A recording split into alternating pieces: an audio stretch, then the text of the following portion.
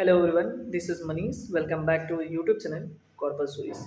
जैसे कि आप लोगों ने देखा था कि हमारा जो फर्स्ट वीडियो था टॉट से रिलेटेड, उसमें हम बात किए थे सिलेबस के बारे में, जो क्या क्या सिलेबस हमको कवर करना है। और उसके बाद जो सेकंड लेक्चर था हमारा बेसिक इंट्रोडक्शन था, जो है अपकृत्य विधि यानी कि टॉट के बारे में। ठीक है, आज के इस वीडियो में हम जो है बात करने वाले हैं डेफिनेशन और मीनिंग के बारे में। और ऐसे ही मैं ज़्यादा लॉन्ग वीडियोस नहीं करूँगा, 10 से 15 मिनट के वीडियोस आपको अवेलेबल कराऊँगा।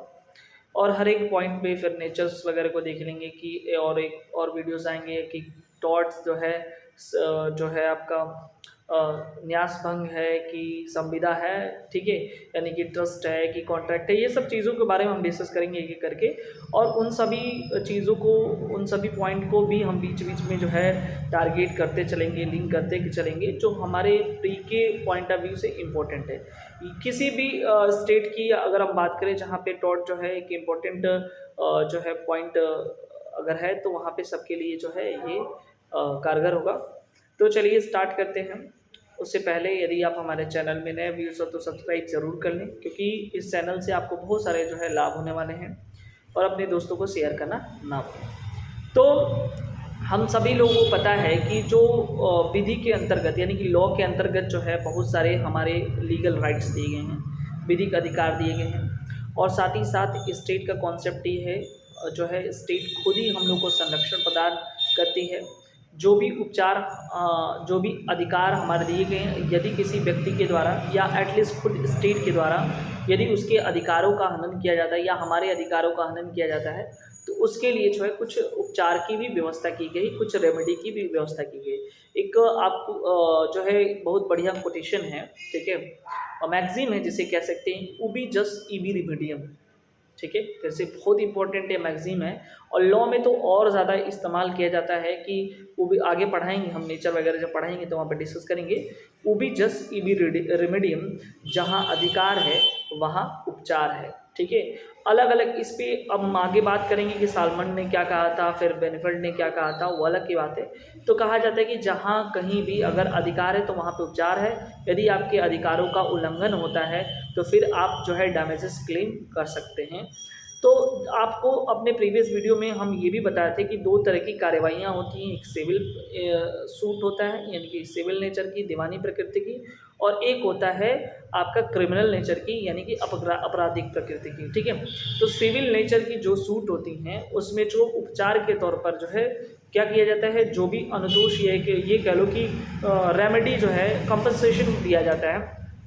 तो और दांडिक प्रकृति में हम अगर आ जाएं तो वहाँ पे जो है कारावास भी हो सकता है और जुर्माना दोनों दिया जाता है। ठीक है, तो हमारा जो कृत्य विधि है, लॉ ऑफ टॉर्ट्स जो है, वो एक सिविल नेचर की जो है विधि है। तो ये चीज़ हम पहले ही डिस्कस कर चुके हैं। ठीक है, अब बात आज के इस वीडियो में जो खासकर हम करने वाले हैं कि आखिर में अपकृत्य विधि का उद्गम कैसे हुआ, इसका अर्थ क्या है, इसकी मीनिंग क्या है। ठीक है, देखो अलग अलग विधिवत्ताओं का अलग अलग मत है। वैसे भी किसी चीज़ को अगर आप समाज में कोई पॉइंट है तो उसको लेकर के अलग अलग जिनका जो विचार है, जिस क्षेत्र से आते हैं उसके हिसाब से उस चीज़ों के बारे में वो बताते हैं, उसका अलग एक डेफिनेशन क्लॉज देते हैं। तो इसमें जो है ना, अलग हम डेफिनेशन देखेंगे तो अलग अलग जूरिस्ट ने अपना अपना मत दिया है। उससे पहले हम इसके अर्थ के बारे में जानकारी ले लेते हैं कि जो अपकृत्य विधि है वो किन दो शब्दों से मिलकर बनी है। एक्चुअली में अपकृत्य विधि जो है, अपकृत्य विधि को इंग्लिश में टॉट कहते हैं। ठीक है, और वो जो है एक लैटिन शब्द टॉटियस, ठीक है, लैटिन शब्द लैटिन शब्द टॉटम से मिलके बना है, जिसका अर्थ होता है तोड़ना या मरोड़ना। जैसे एक बार हम बताते हैं, जो हमारा अपकृत्य विधि है वो इंग्लिश मीनिंग टॉट से मिलके बना है, जो खुद टॉट जो है वो लैटिन वर्ड से मिलकर बना है, जिसका अर्थ होता है क्या, जिसका अर्थ होता है तोड़ना या मोड़ना, या टॉटम से मिलकर बना है।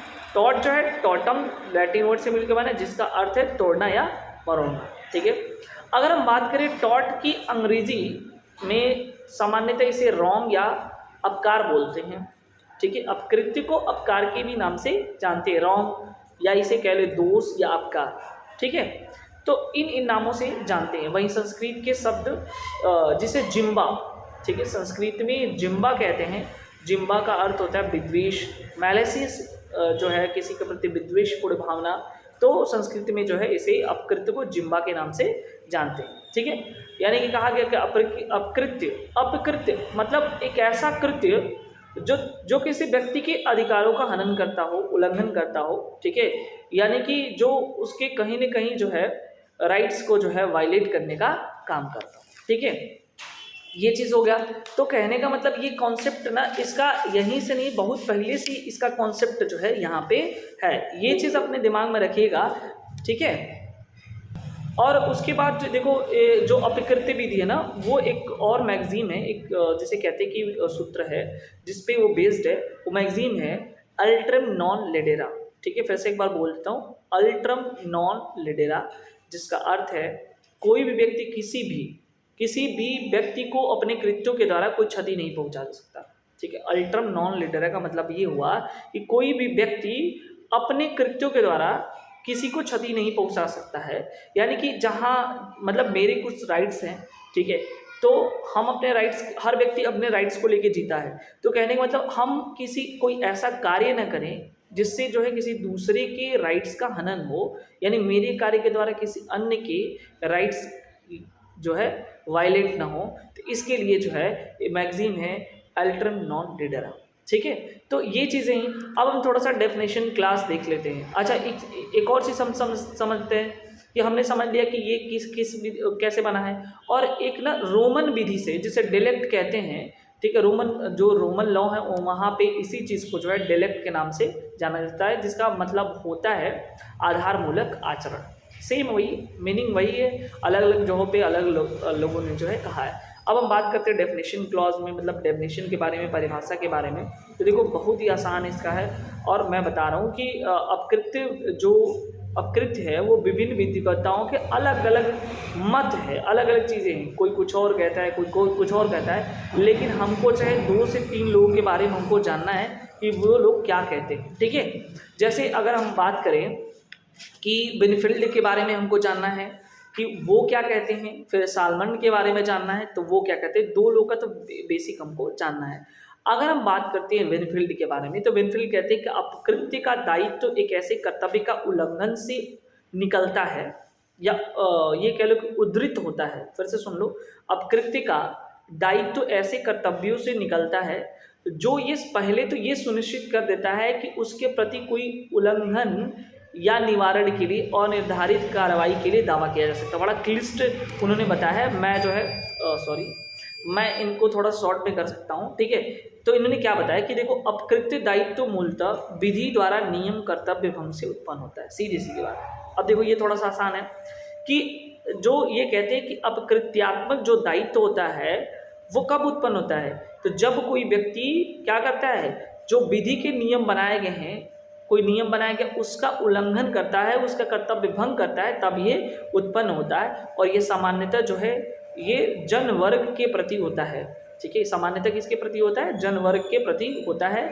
और इसमें जो है लिक्विडेटेड नहीं, अनलिक्विडेटेड डैमेजेस का क्लेम किया जा सकता है, यानी कि अनिर्धारित नुकसानी का उपचार प्राप्त किया जा सकता है। कैसे हमको पता है कि निर्धारित हम कर सकते हैं, देखो हम बताएंगे कि अभी हम क्लियर कर देते हैं। निर्धारित और अनिर्धारित नुकसानी अलग अलग चीज़ होती हैं। जैसे निर्धारित का मतलब ये हुआ कि पहले से जो है निर्धारित है कि ये चीज़ें जो है अगर ये कर्तव्य भंग होता है, इस चीज़ की नुकसान होता है, तो उसके लिए जो है ये आपको डैमेजेस मिलेंगे, इतने रुपए का क्षति हुआ है तो आपको उतने दिया जाएगा।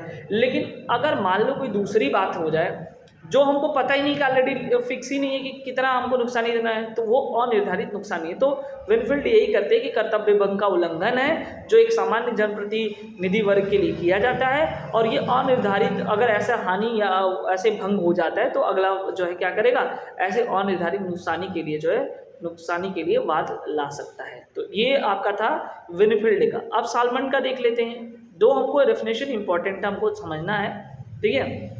सालमन कहते हैं कि यह एक सिविल अपकार है, ठीक है, जिसके लिए उपचार अनिर्धारित नुकसानी की कार्रवाई है, तथा जो केवल संविदा भंग, न्यास भंग अथवा अन्य किसी प्रकार की सामयिक दायित्व तो नहीं है। यानी कि इन्होंने कहा कि देखो इनके परिभाषा में साफ साफ झलक रहा है नेचर, और ये बताते कि क्या चीज़ नहीं है, ठीक है। तो ये बताते कि ये संविदा भंग है, न्यास भंग और अन्य किसी संविदा भंग, न्यास भंग और अन्य किसी प्रकार के जो इक्विटेबल रिस्पॉन्सिबिलिटी है, सामयिक दायित्व है, ये नहीं है। और इसमें अनिर्धारित नुकसानी जो है डिमांड किया जा सकता है, ठीक है। इस तरह से जो है हमने जो जूरिस्ट को, काफ़ी फेमस जूरिस्ट को देखा। वैसे तो है बहुत लोग, लेकिन अगर टॉर्ट्स के फील्ड में देखा जाए तो एक और देख लेते हैं। जो फ्रेजर एक जूरिस्ट थे, वो कहते हैं कि अपकृत्य किसी दायित्व के पर्सनल अधिकारों का उल्लंघन करता है। जैसे मान लो हर व्यक्ति का कुछ न कुछ राइट होता है उसका पर्सनल, अब वो राइट्स में नहीं जाते, मतलब बहुत सारे राइट्स हैं। कुछ जो है जन्मता मिल जाता है, कुछ जन्म लेने के बाद मिलता है, वो अलग की मतलब आगे चल कर मिलता है, ठीक है। तो कहने का मतलब ये है कि जैसे अब राइट टू वोट तो जन्म लेने तुरंत तो नहीं होगा, जब व्यक्ति 18 साल का हो जाएगा तब तो मिलेगा, लेकिन सांस लेने का राइट्स, ठीक है, तमाम राइट्स है जो जन्म लेने के तुरंत ही उपरांत जो है मिल जाते हैं। तो फ्रेजर कहते हैं कि अपकृत्य जो होता है किसी भी व्यक्ति के जो वैयक्तिक अधिकार है, पर्सनल राइट्स है, उसका उल्लंघन है, और उसके लिए जो है उसकी जो क्षतिपूर्ति के लिए वो क्या कर सकता है, वाद ला सकता है। यानी कि a tort is an infringement of right to a private individual, ठीक है, giving a right compensation to sue for injured person, ठीक है। यानी कि एक तरह का ये क्या है, एक व्यक्तिक अधिकारों का उल्लंघन मात्र उत्पन्न हुआ एक अनिर्धारित नुकसानी का दावा है, ये भी कर सकते हो, ठीक है। तो हम और डिटेल में नहीं जाते, कहने के लिए तो बहुत लोगों ने कहा है, लेकिन जो हमारा इम्पोर्टेंट है वो चीज़ हमने देख लिया, ठीक है। तो अब हम नेक्स्ट जो चीज़ें हैं उसको क्लियर करते हैं। तो हमने दो चीज़ सालमन के हिसाब से दो चीज़ समझा कि एक सिविल अपकार है और संविदा भंग, न्यास भंग, और बाकी की और कोई चीज़ जो है ना, जैसे जैसे सामयिक दायित्व उत्पन्न होता है वो सारी चीज़ें नहीं है। तो हमको पता चला कि देखो अपकृत्य से क्या क्या चीज़ें निकल के आई, कि पहले तो दोषपूर्ण कोई कार्य होना, ठीक है। उसके बाद किसी व्यक्ति को कोई लीगल डैमेजेस हो रहा है, क्षति हो रही, विधिक क्षति हो रही है, ठीक है। तो इसलिए जो है यहाँ पे आगे हम दो मैगजीन आपको बताएंगे लीगल डैमेजेस पे, काफ़ी वीडियोज़ लंबा हो जाएगा, तो आगे हम डिटेल में बताएंगे कि एसबी वर्सेस वाइट का केस था, फिर कब जो है नुकसानी के लिए वाद ला सकते हैं, कुछ इंपॉर्टेंट केसेस हैं, फिर ये भी बताएंगे कि अपकृत्य क्या संविदा है या संविदा भंग है, ठीक है। उसके बाद जो है इंजुरिया साइन डेमनम, डेमनम साइन इंजुरिया, और उससे रिलेटेड के मोस्ट इंपॉर्टेंट है, उनको अलग टॉपिक में अलग वीडियोज़ में हम कवर करने वाले हैं, ठीक है। तो मिलते हैं नेक्स्ट वीडियो में नेक्स्ट टॉपिक के साथ। Thank you so much.